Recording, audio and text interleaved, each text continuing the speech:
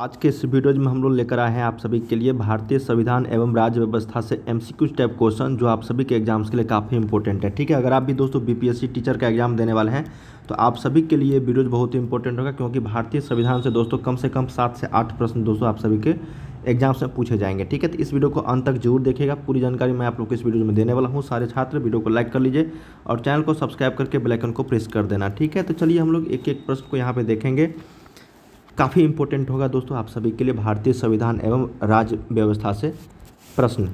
पहला प्रश्न देखते हैं, और आप लोग को पता ही होगा इस चैनल की ओर से आप लोग को बिहार स्पेशल का करेंट अफेयर्स और साथ में बिहार स्पेशल सामान्य अध्ययन, ठीक है, बिहार की मिट्टी हो गया, बिहार की जलवायु मतलब बिहार की जनगणना, हर एक प्रश्न आप लोग को, बिहार का भूगोल, बिहार का इतिहास, बिहार का राष्ट्रीय आंदोलन, सभी चीज़ों की जानकारी आप लोग को इस चैनल की ओर से दिया जा रहा है। ठीक है, तो चैनल को सब्सक्राइब कर लेना। पहला प्रश्न देखते हैं कि निम्नलिखित में से भारतीय संविधान सभा का अध्यक्ष कौन था। देखिए काफ़ी इंपॉर्टेंट है। देखिए जब भी भारतीय संविधान का अध्यक्ष पूछा जाएगा ना तो आपको लगाना है डॉक्टर राजेंद्र प्रसाद। ठीक है, भारतीय संविधान सभा के अध्यक्ष कौन थे, तो डॉक्टर राजेंद्र प्रसाद था। एक का सही उत्तर क्या हो गया, ए हो गया, डॉक्टर राजेंद्र प्रसाद। ठीक है, इसमें देखो आगे जो क्वेश्चंस आएगा और भी अच्छे तरीके से आपको समझ में आएगी। कभी संघ अध्यक्ष पूछा जाएगा, कभी प्रांतीय अध्यक्ष पूछा जाएगा आप लोगों से, कभी प्रारूप समिति का अध्यक्ष पूछा जाएगा, तो उसमें काफ़ी सारे कन्फ्यूजन होते हैं। ठीक है, जब सीधा पूछा जाएगा कि भारतीय संविधान का अध्यक्ष कौन था तो डॉक्टर राजेंद्र प्रसाद हो जाएगा। ठीक है, चलिए सेकेंड नंबर देखते हैं कि भारतीय संविधान लागू हुआ था। देखिए भारत का जो संविधान है वो कब लागू हुआ था हमारे देश में, तो ये 26 जनवरी 1950 को लागू हुआ था। ठीक है, उसी दिन हमारा क्या हुआ, भारत गणतंत्र घोषित हुआ। तो ऑप्शन नंबर 2 का भी एक यहाँ पे राइट हो जाएगा, 26 जनवरी 1950 को भारतीय संविधान जो है लागू हुआ था। चलिए थर्ड नंबर प्रश्न देखते हैं। देखो भारत के संविधान का निर्माता, अब देखो यहाँ पे अध्यक्ष पूछा गया था, अब यहाँ पे भारत के संविधान का निर्माता जो है किसे माना जाता है, तो भारत के संविधान का जो निर्माता है दोस्तों, उस निर्माता जो है निर्माण करने वाले वो है BR अम्बेडकर, मतलब भीमराव अम्बेडकर जी को यहाँ पे माना जाता है भारतीय संविधान का निर्माता। ठीक है, तो 3 का सही उत्तर क्या हो गया, यहाँ पे 2 राइट हो जाएगा। भारत के संविधान का निर्माता किसे माना जाता है, BR अम्बेडकर को। ठीक है, आगे ऑप्शन था जवाहरलाल नेहरू और BN राव। नेक्स्ट है यहाँ पे कि भारत संविधान बनाने में संविधान सभा ने कितना समय लिया। देखिए भारतीय संविधान को बनाने में लगभग 2 वर्ष 11 महीना 18 दिन लगा। तो यही आपका यहाँ पे राइट आंसर है, 4 का सही उत्तर ए या फिर एक ऑप्शन करेक्ट हो जाएगा। ठीक है, ये इंपॉर्टेंट क्वेश्चन था और ये बहुत काफ़ी दिनों से आप लोगों को याद होगा।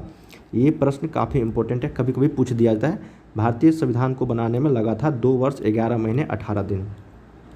अब देखो यहाँ पे 5th नंबर जो क्वेश्चन है, कहा गया कि हम भारत के लोग, we the people of India, ठीक है, इंग्लिश नाम है ये, शब्दों का प्रयोग भारतीय संविधान में कहाँ किया गया है। तो हम भारत के लोग, भारत एक संपूर्ण, ये जानते होंगे आप लोग। तो ये जो है हम भारत के लोग, ये आपका संविधान में जो प्रस्तावना है संविधान का उसमें वर्णित है। तो याद रखिएगा संविधान का जो प्रस्तावना है उसमें वर्णित है हम भारत के लोग, इस तरीके से लाइन दिया गया। ठीक है, तो यही प्रश्न था, हम भारत के लोग शब्दों का प्रयोग भारतीय संविधान में कहाँ किया गया है, तो संविधान की प्रस्तावना में। ठीक है, तो 5 का सही उत्तर क्या हो गया, 4। अगला देखते हैं कि हमारे संविधान सभा में मूल अधिकार कहाँ के संविधान द्वारा प्रेरित है, मतलब मूल अधिकार जो है ये कहाँ से लिया गया है। ठीक है, तो हमारे संविधान में जो मूल अधिकार है वो लिया गया है USA के संविधान से, मतलब संयुक्त राज्य अमेरिका के संविधान से। ठीक है, तो यहाँ पे सही उत्तर क्या हो गया, 6 का ए। मूल अधिकार या फिर मौलिक अधिकार ये संयुक्त राज्य अमेरिका से लिया गया है, तो इसको याद रखिएगा। अगला प्रश्न है कि भारतीय संविधान में समवर्ती सूची किसके संविधान से ली गई। देखिए समवर्ती सूची 3 तरह की सूची होती है, संघ सूची, राज्य सूची और समवर्ती सूची। तो समवर्ती सूची जो हमारा संविधान में जो लिया गया है वो लिया गया है आपका ऑस्ट्रेलिया से। कहाँ से, ऑस्ट्रेलिया से। तो याद रखिएगा ऑस्ट्रेलिया से लिया गया है समवर्ती सूची हमारे भारतीय संविधान में। ठीक है, तो 7 का सही उत्तर क्या हो गया, 4 ऑस्ट्रेलिया। समवर्ती सूची की बात हो रही थी, ठीक है ना। अगला है कि भारतीय संविधान में नागरिकता के प्रावधान जो है कब लागू हुए। देखिए नागरिकता का जो प्रावधान लागू हुआ था वो 1949 ईस्वी में लागू हुआ था। ठीक है, तो याद रखिएगा 8 का सही उत्तर क्या हो गया, 2 करेक्ट हो जाएगा। चलिए 9 नंबर देखते हैं यहाँ पे कि भारतीय नागरिकता नहीं प्राप्त की जा सकती है। देखिए भारतीय नागरिकता जो है नहीं प्राप्त की जा सकती जन्म द्वारा, अगला है देशीकरण द्वारा, तीसरा है किसी भूभाग के सम्मेलन द्वारा, या फिर भारतीय बैंक में धन जमा करके। तो यही आपका राइट आंसर हो जाएगा कि भारतीय बैंक में धन जमा करके यहाँ पे भारत की जो नागरिकता है वो नहीं प्राप्त किया जा सकता है। ठीक है, तो यहाँ पे 9 का 4 सिंपल प्रश्न था ये। चलिए 10 नंबर देखते हैं कि भारतीय संविधान का अनुच्छेद 32 जो है वो निम्नलिखित में से किससे संबंधित है। देखिए ये इम्पोर्टेंट है अनुच्छेद 32, तो इसको याद रखिएगा। ये आपका जो संबंधित है ये संवैधानिक उपचारों का अधिकार से संबंधित है। ठीक है, संवैधानिक उपचार से संबंधित है। 10 का सही उत्तर 3, ऑप्शन नंबर 3 राइट हो जाएगा। अगला देखते हैं, शिक्षा का अधिकार एक मौलिक अधिकार बन गया कब। तो शिक्षा का अधिकार एक मौलिक अधिकार जो बन गया वो 1 अप्रैल 2010 से। ठीक है, तो ऑप्शन नंबर क्या हो गया 11 का 2 राइट हो जाएगा। कब से बना है शिक्षा का अधिकार एक मौलिक अधिकार, वो 1 अप्रैल 2010 को। ठीक है, चलिए अगला देख लेते हैं कि निजता का अधिकार। देखिए निजता का अधिकार जो है वो आपका किसके अधीन आता है, निजता का अधिकार, तो ये आता है आपका अनुच्छेद 21 के तहत। ठीक है, ऑप्शन नंबर 12 का 3 हो जाएगा करेक्ट। चलिए अगला देख लेते हैं कि भारतीय संविधान में अनुसार निम्नलिखित में न्यायालय में कौन परिवर्तनीय है। ठीक है, भारतीय संविधान के अनुसार निम्नलिखित में न्यायालय में कौन परिवर्तनीय है। 4 ऑप्शन दिए गए हैं, नीति निर्देशक सिद्धांत, प्रस्तावना, मूल कर्तव्य या फिर मूल अधिकार। ठीक है, तो ये आपका दोस्तों मूल अधिकार जो है ये परिवर्तनीय है। ठीक है, ऑप्शन नंबर क्या हो गया 4 13 का। चलिए 40 नंबर देखते हैं, कहा गया है कि भारतीय संविधान के किस अनुच्छेद में टोटल 50 प्रश्न बताया जाएगा दोस्तों आप सभी को। ठीक है, भारतीय संविधान के किस अनुच्छेद में भारतीय नागरिकों के मूल कर्तव्य जो है वो शामिल है, मूल कर्तव्य। तो मूल कर्तव्य आपका शामिल है दोस्तों अनुच्छेद 51 के क में, अनुच्छेद 51 भाग 1 में। ठीक है, क में, तो ऑप्शन नंबर यहाँ पे क्या हो जाएगा 3 राइट हो जाएगा। चलिए अगला देखते हैं कि राज्य के नीति निर्देशक सिद्धांत। तो नीति निर्देशक तत्व जो है यहाँ पे निम्नलिखित अनुच्छेदों में से कौन सा अंतर्राष्ट्रीय शांति और सुरक्षा से संबंधित है।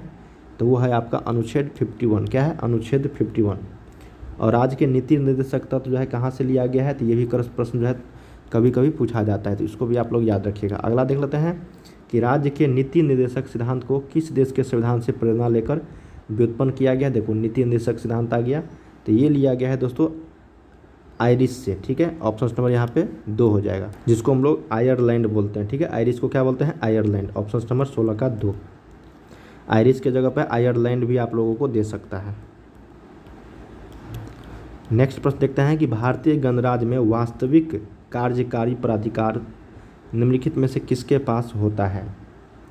तो ये जो होता है दोस्तों आपका प्रधानमंत्री, राष्ट्रपति, नौकरशाही या फिर मंत्री परिषद। तो सही उत्तर हो गया मंत्री परिषद के पास रहता है। ठीक है, भारतीय गणराज्य में वास्तविक कार्यकारी प्राधिकार मंत्री परिषद के पास होता है। अगला देख लेते हैं कि भारत में राष्ट्रपति के चुनाव संबंधी विवाद के मामले को निम्नलिखित में से किसके पास भेजा जाएगा। जब राष्ट्रपति के चुनाव का जो मामला होगा संबंधी विवाद उस तरह का, तो किसके पास भेजा जाएगा, यही आपसे पूछा गया है। निर्वाचन आयोग, संसद, तो ये सुप्रीम कोर्ट के पास भेजा जाएगा। ठीक है, तो 18 का सही उत्तर क्या हो गया 3। भारत का उपराष्ट्रपति होता है, देखिए भारत का जो उपराष्ट्रपति होता है दोस्तों, ठीक है, वो क्या होता है, लोकसभा का अध्यक्ष, राज्यसभा का पदेन अध्यक्ष, राष्ट्र अध्यक्ष या फिर शासन अध्यक्ष। तो वो होते हैं आपका राज्यसभा का पदेन अध्यक्ष जो होते हैं वो भारत का उपराष्ट्रपति होता है। तो 19 का 2 करेक्ट हो गया। चलिए भारत के प्रधानमंत्री का कार्यकाल कितना होता है। देखिए भारत के प्रधानमंत्री का जो कार्यकाल होता है वो कितना दिन का होता है, जब तक लोकसभा के बहुमत का समर्थन प्राप्त होता है तब तक ये प्रधानमंत्री का कार्यकाल बना रहता है। ठीक है, तो 20 का सही उत्तर क्या हो गया 3।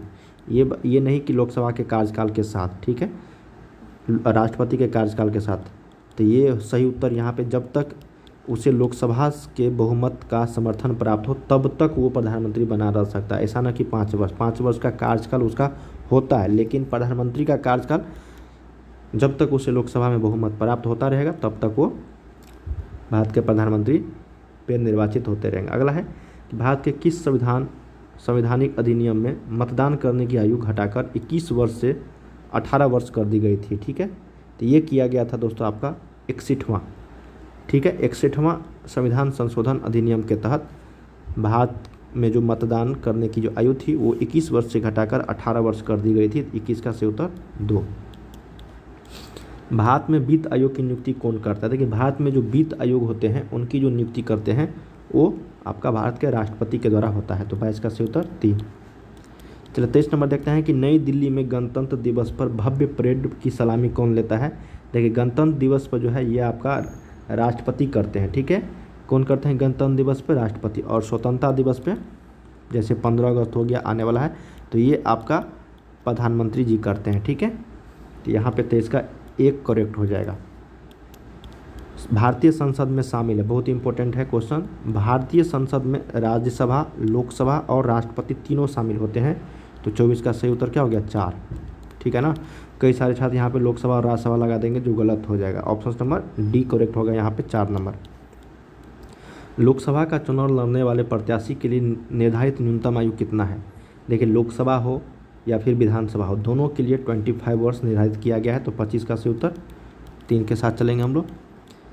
लोकसभा के अध्यक्ष का चुनाव किया जाता है। देखिए लोकसभा के अध्यक्ष की जो चुनाव होता है वो चुनाव किया जाता है आपका राष्ट्रपति द्वारा।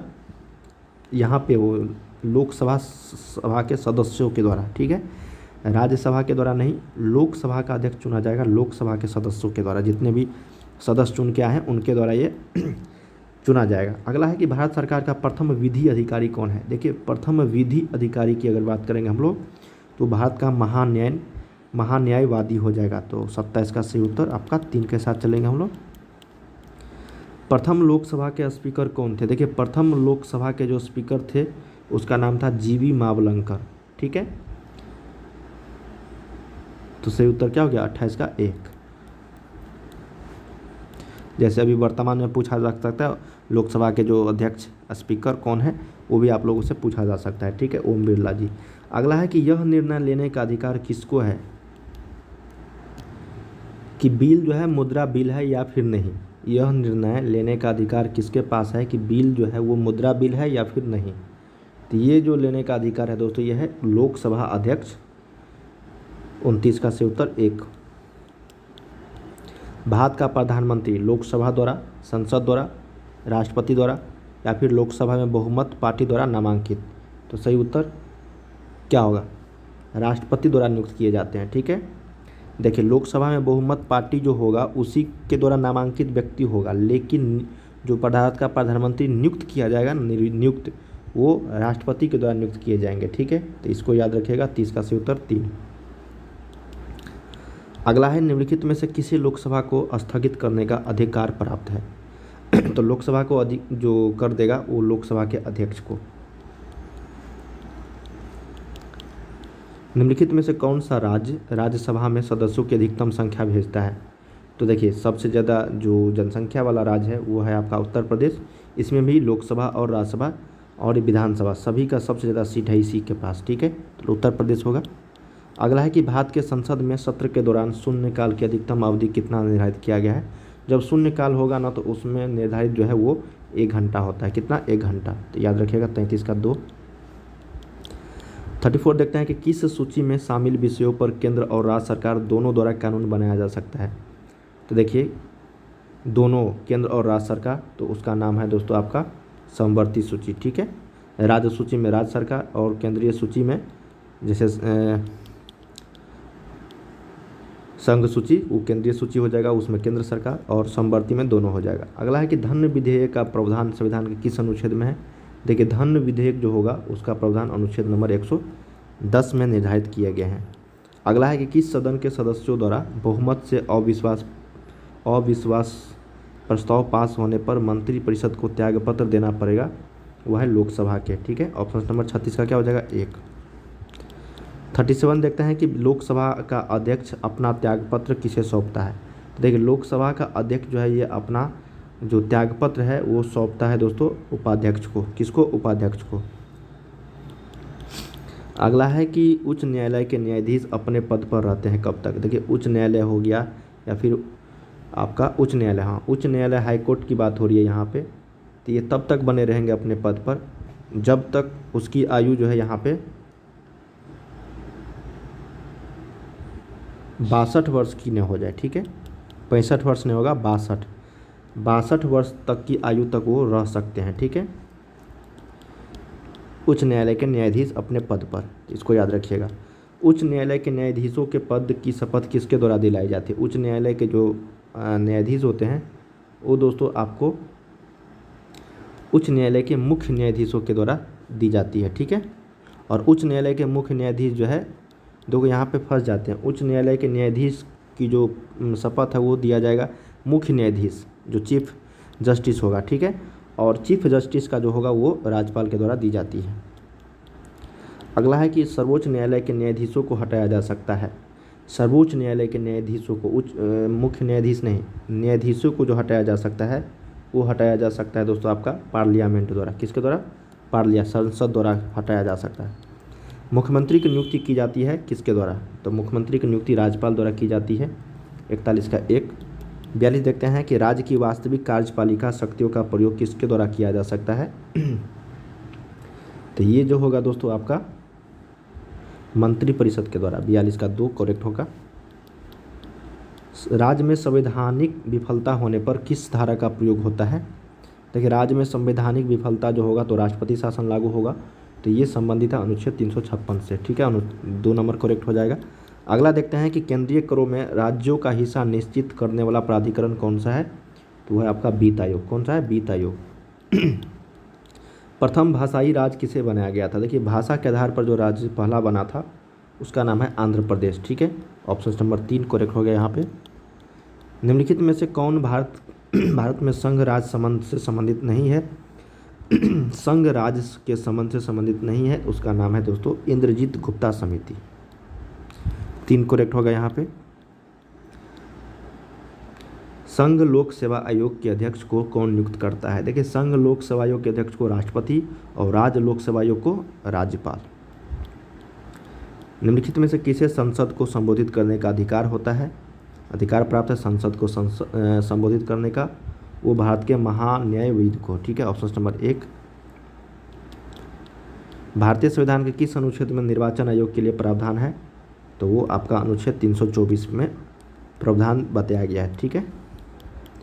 अगला देखते हैं कि भारतीय संविधान की 10वीं अनुसूची जो है, 10वीं, वो दल बदलू कानून से, ठीक है, दल बदल पलटू राम से संबंधित है। तो 50 का सही उत्तर क्या हो गया? यहाँ पे 1 करेक्ट हो जाएगा, ठीक है। तो हम लोगों ने यहाँ पे भारतीय संविधान एवं राज्य व्यवस्था से टोटल 50 क्वेश्चंस किए हैं, ठीक है, जो काफ़ी इंपॉर्टेंट था। कई सारे प्रश्न आप सभी को यहाँ से देखने को मिलेंगे हर परीक्षाओं से रिलेटेड। तो चलिए अब हम लोग अगले वीडियो में मिलेंगे आप लोगों के लिए, ठीक है।